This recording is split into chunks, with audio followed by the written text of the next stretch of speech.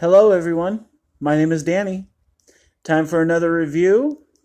Today's is of The Shape of Water.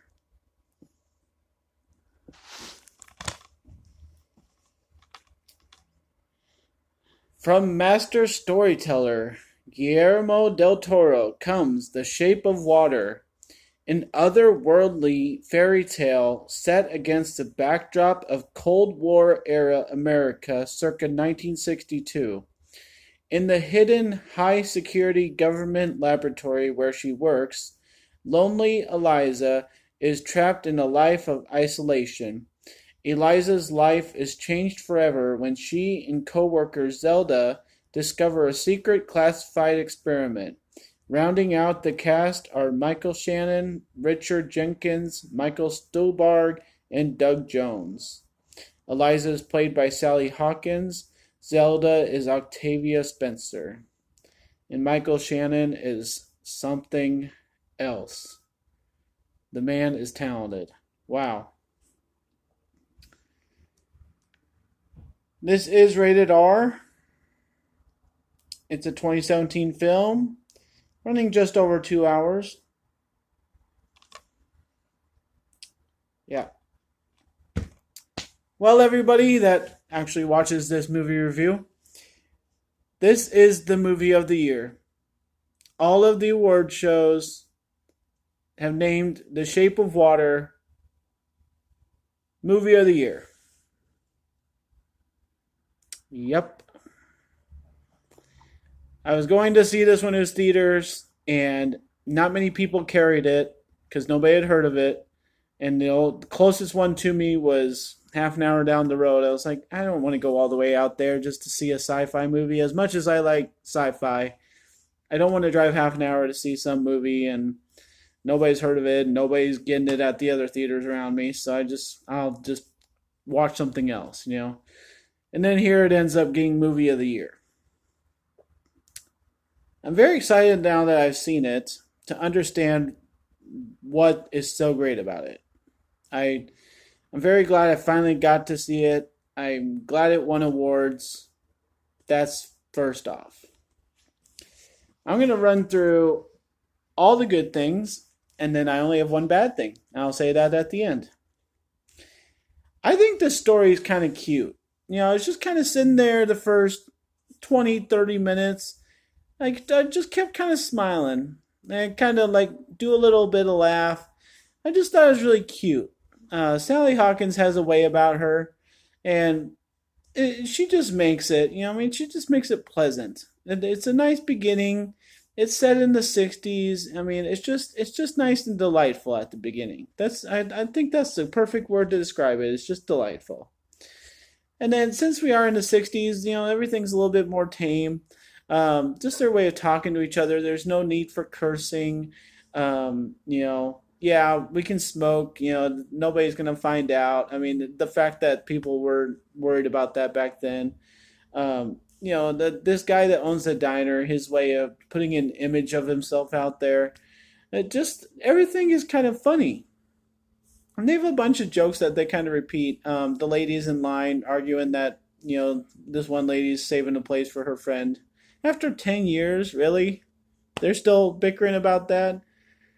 Yeah, Zelda says something about knowing Eliza for 10 years. It's like, this lady's been complaining about this line thing for 10 years. It's just funny, to think about that. And I like how they handled it. I liked how they put things out there for us to think about and then realize that it is funny. And I thought everything kind of was just kind of nice for the little first part there. So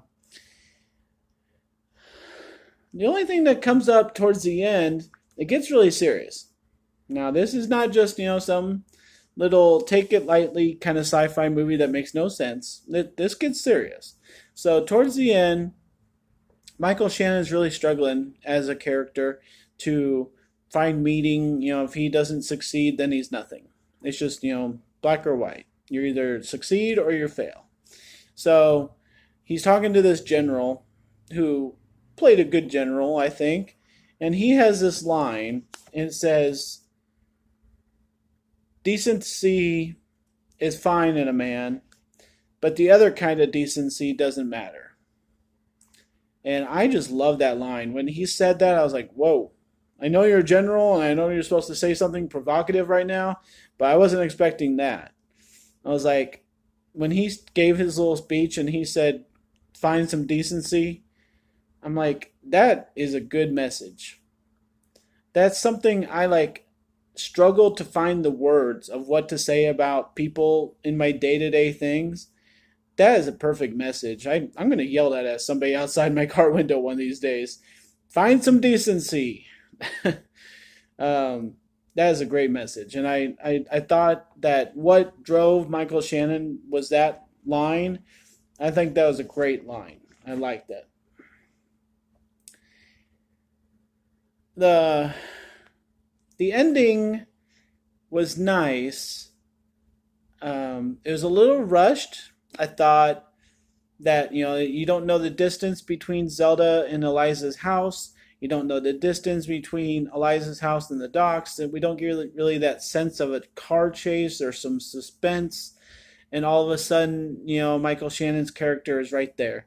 And I think they could have handled the time questioning just better.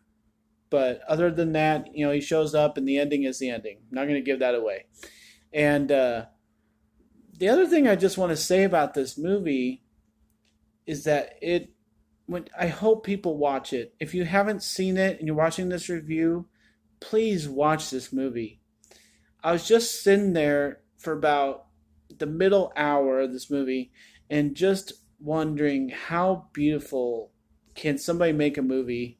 This is pretty close to the top. I think that's why it won so many awards, is how artistic it is. It doesn't win it for the nudity. It doesn't win it for the language. Every movie has that nowadays, and I get a little sick of it. And it lessens it in this movie, and it kind of has what's just required of a sci-fi kind of movie like this. It's just kind of, assumed that much of what is in here is what is required in a sci-fi movie. But the rest of the time, it's just the music and the way things are handled and the faces Sally Hawkins makes and the friendship that Octavia Spencer's character does in the storyline and the doctor doing his behind the scene, like, he looks at something and he understands it, so he goes into action. And just everything is professionally done and correctly handled.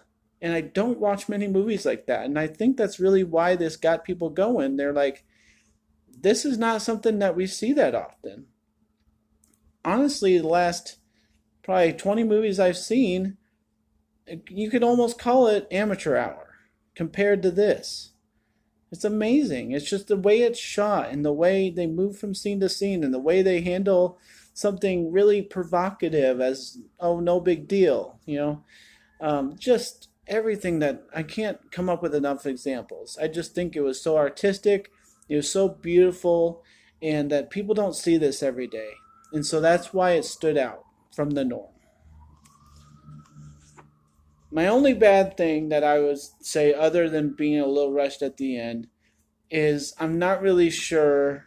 I gotta be a little bit common sense person. I hate to have common sense guy come out here, but it is a sci-fi movie, so anybody asking this question, it just doesn't have an answer. But I'm not really sure how they didn't figure out that there's a water creature in an apartment bathtub.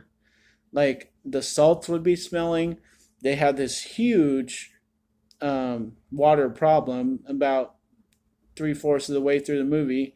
And with all that water damage it does and how much water goes flowing out of an apartment, I wouldn't understand how nobody would figure out that something's going on. It can't just be a leak. I mean, with the way that big water thing was happening, you just don't say, oh, okay, I'll let you fix it, tenant. I mean, most landlords would be, you're kicked out of here, so maybe people were just a little bit more understanding in the 60s, but there's really no answer to that question. So that's my only real criticism of this.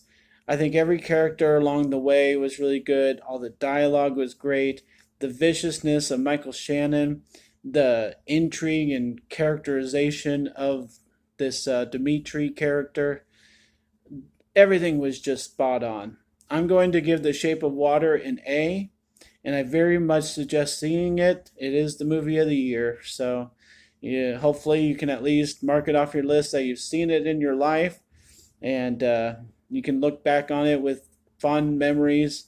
I will own it. I'd love to see this again just because the music and the scenery and the acting.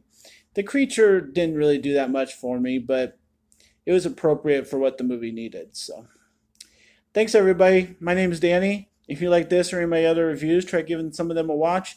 Like and subscribe to my channel if you would. And enjoy The Shape of Water. And enjoy all your other movies. Thanks, guys.